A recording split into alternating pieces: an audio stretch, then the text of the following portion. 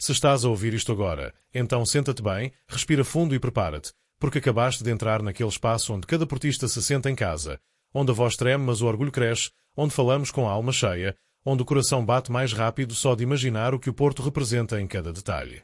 Este canal não é apenas conversa, não é apenas opinião. É um sítio onde o Porto vive alto, onde cada palavra transporta o peso desta camisola, onde cada emoção vem carregada daquela força que só nós conhecemos, aquela força que não se explica e que se sente desde o primeiro segundo.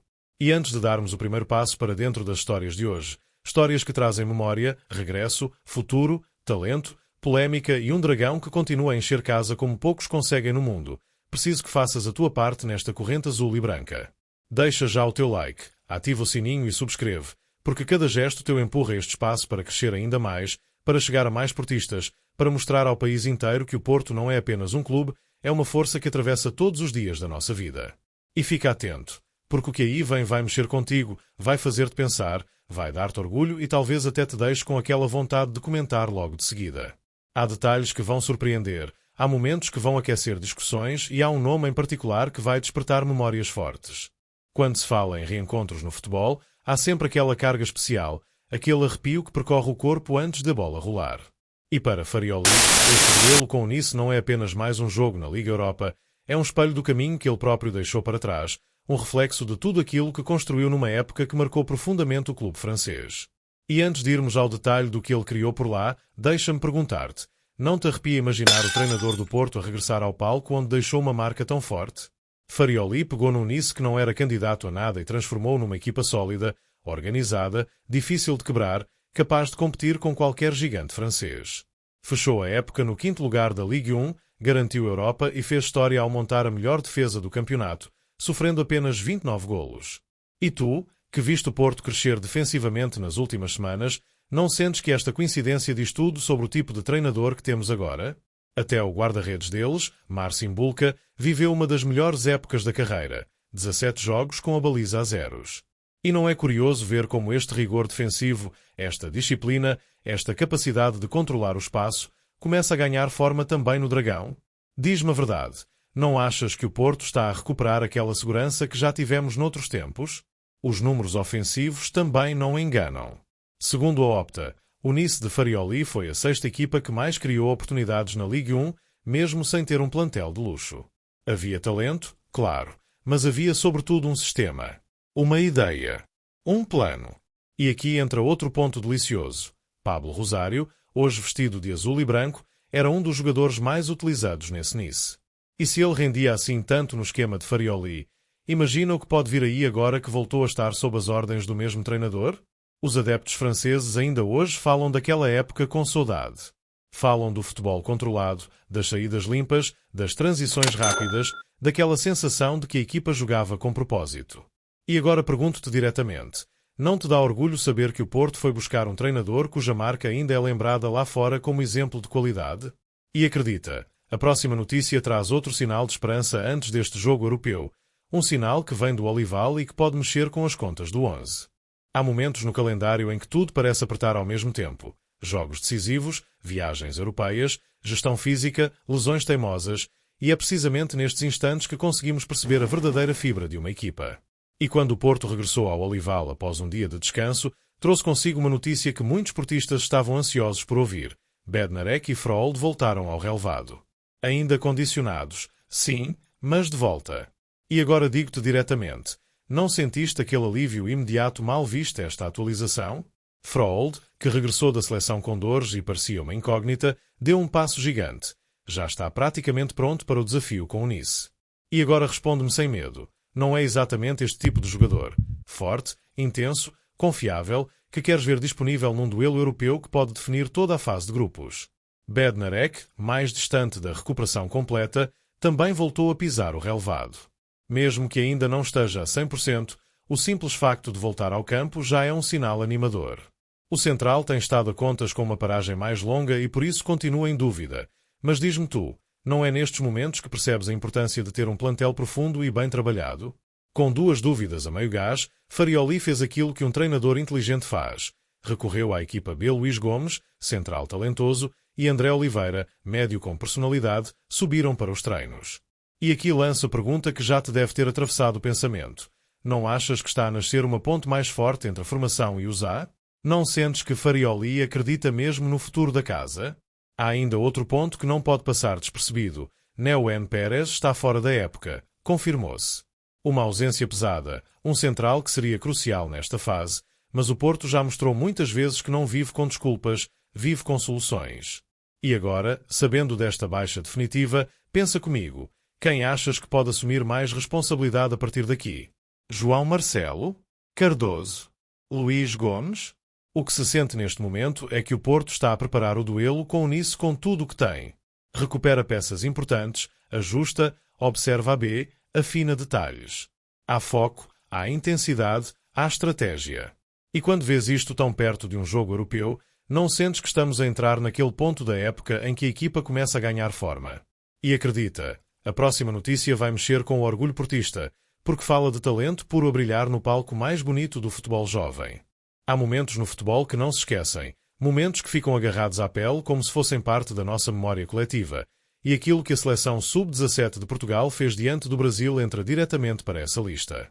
E no meio desse triunfo gigante, desse apuramento arrancado com coragem nos penaltis, surgiu um nome que já começa a fazer eco no Dragão. Mateus Mide, a pérola do Porto que está a iluminar o Mundial como se tivesse nascido para isto. E antes de irmos ao detalhe, diz-me, não sentiste orgulho puro quando viste aquele miúdo a carregar o símbolo de Portugal e a mostrar a fibra que reconhecemos em casa? Portugal venceu o Brasil nos penaltis depois de um jogo intenso, cheio de nervos, cheio de talento, cheio daquela sensação de que estávamos a ver uma geração especial. E Mide voltou a estar à altura do momento. Maduro no controle, frio na decisão, elétrico quando arranca com a bola. Já leva 4 golos e 2 assistências na competição. Lê isto devagar. 4 golos e 2 assistências. Num Mundial, com 17 anos. Agora responde. Não sentes que estamos a assistir ao nascimento de um daqueles jogadores que podem marcar uma era? E o mais fascinante é que Mide não é só talento bruto. É cabeça. É discurso. É atitude.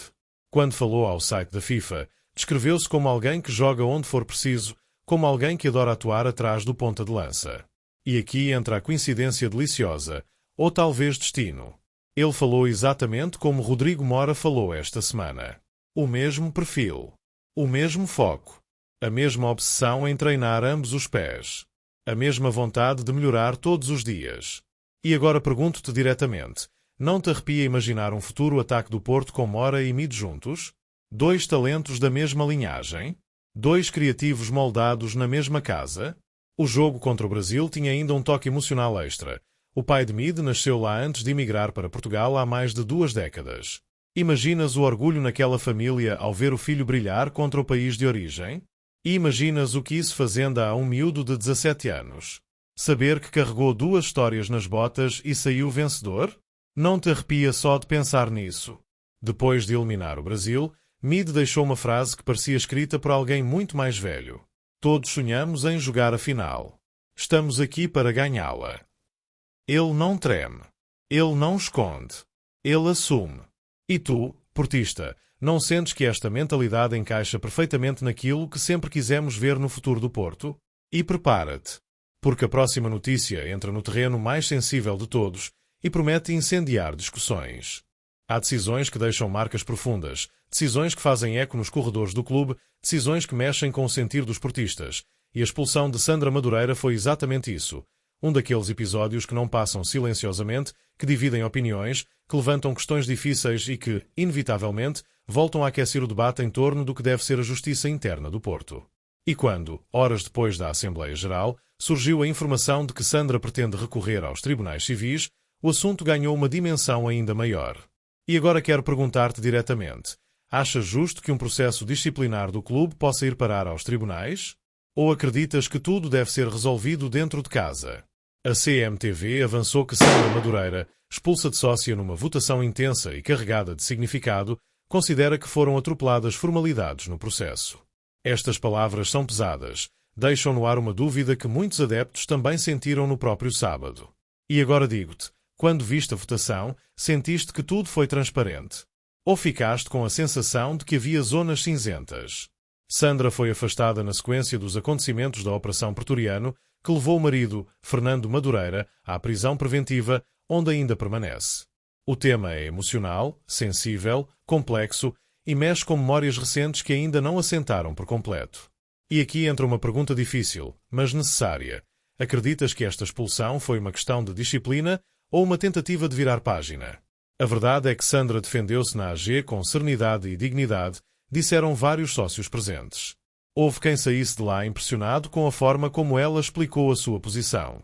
E é por isso que o recurso agora anunciado levanta ainda mais debate. O que está em jogo já não é apenas o nome dela, é o funcionamento do próprio clube perante processos disciplinares.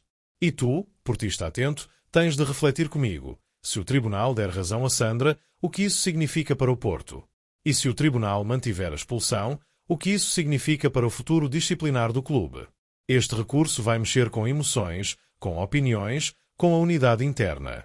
E mesmo quem acha que o clube tomou a decisão certa sabe que o assunto está longe de ficar resolvido. Porque uma ida a tribunal traz visibilidade, expõe fragilidades, reabre feridas. E, acima de tudo, faz a pergunta que paira no ar deste sábado. Estamos perante uma decisão justa ou perante um conflito que ainda vai crescer antes de acalmar? A única certeza é que este processo vai fazer barulho. Vai dividir opiniões. Vai mexer com a estrutura interna. E isto só aquece o terreno para o que vem a seguir. Porque a próxima notícia mostra um dragão que não abranda, não baixa a voz e está prestes a lutar o seu vulcão azul outra vez. Há momentos em que o Porto mostra ao mundo inteiro que, independentemente do que aconteça fora das quatro linhas, a alma azul e branca continua gigantesca. E quando olhamos para os números das próximas jornadas no Dragão, percebemos imediatamente que estamos a viver um desses momentos. 2 enchentes seguidas estão a caminho, e não são enchentes por acaso, não são enchentes empurradas por títulos recentes, não são enchentes forçadas por modas passageiras.